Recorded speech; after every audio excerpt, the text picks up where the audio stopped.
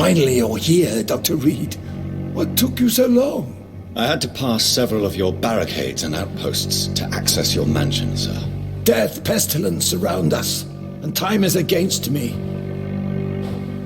I see you've gathered some of the most expensive, albeit experimental, blood transfusion equipment available. All this could be so useful in a hospital. Yes. Since Lord Redgrave sent me a doctor to perform my conversion, I thought you might find some of these devices useful. Most thoughtful.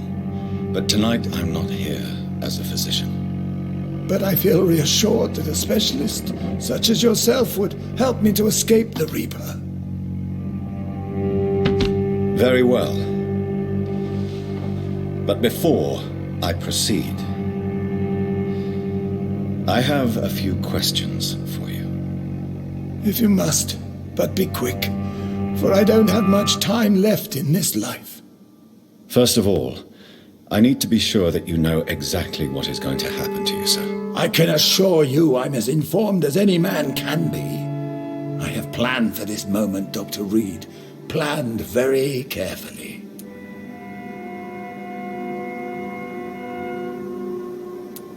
Sir, I'm going to end your life.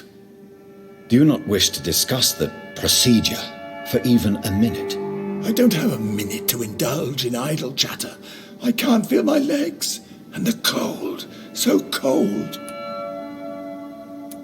I will become your maker.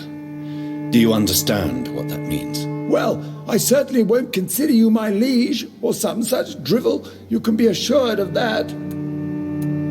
You'll need to feed on warm blood. Blood from mortals. How do you feel about that? I'm rich, Dr. Reed, and powerful. I'm sure I'll be able to acquire all the blood I need without ever having to sully my own hands. Let's move on then. Please, I'm cold and tired. I feel my life waning with every moment. But first, before you embrace immortality, what would you do with such a gift? That's a rather impertinent question, Dr. Reed, and I will do as I please. Answer me all the same.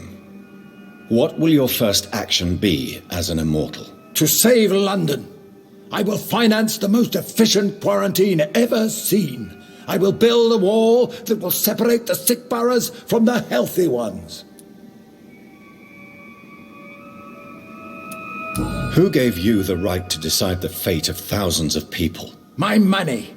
My money and my pending immortality gives me the needed authority, Doctor. I'm a businessman. I'm used to tough decisions. You really plan to build a quarantine wall across London? Yes, it will be tall and strong, separating the wheat from the chaff.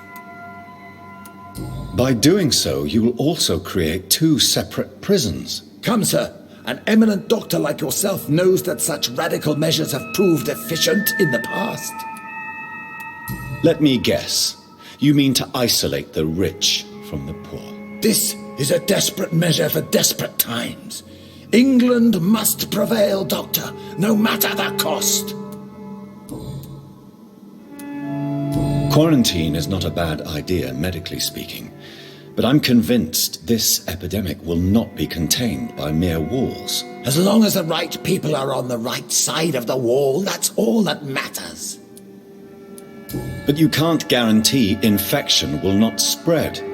Just one contagious carrier would be enough to create an apocalypse. The apocalypse is already knocking at the gate. We must be strong now. What if a new outbreak happens inside your walls? You'll have created a giant trap. That won't happen, as long as we dispose of anyone that is contaminated as soon as they are spotted. I've heard enough. It's time to proceed. At last. All right, do what you have to do. If it hurts, so be it. I've been preparing such a long time for this.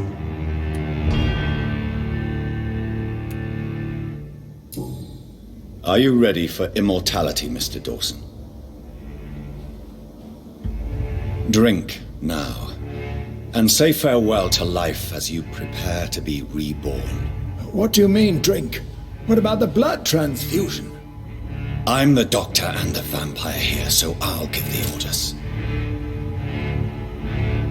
Drink, sir. Now. All right. Good.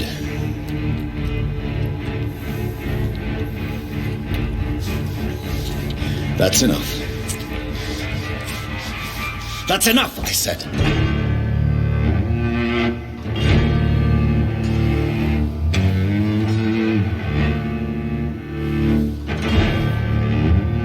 I will not die. Thank you, sir. Thank you. Oh no. You will die, sir. Steel yourself. You're already in death's grip.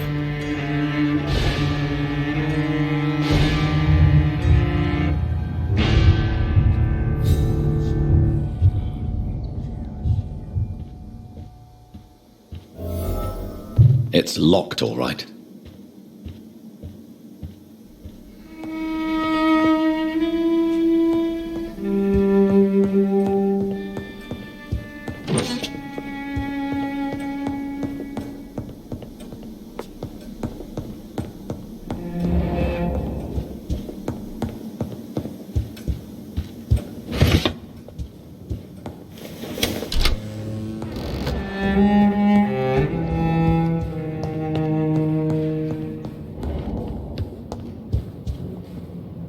Is it done, Dr. Reed? Is Aloysius Dawson reborn, as expected? Yes, my lord. Ascalon has a new recruit, as you ordered. Wonderful news. I've waited for this outcome for so long. Tonight you served your country, the king himself, beyond all expectation. Thank you, my lord. No, thank you, Dr. Reed. Now, could you do me one last favor? Of course. What is it? Go outside and talk with that disgusting creature I saw waiting for you in front of this mansion. I have no idea what you're talking about, but I'll have a look. Good.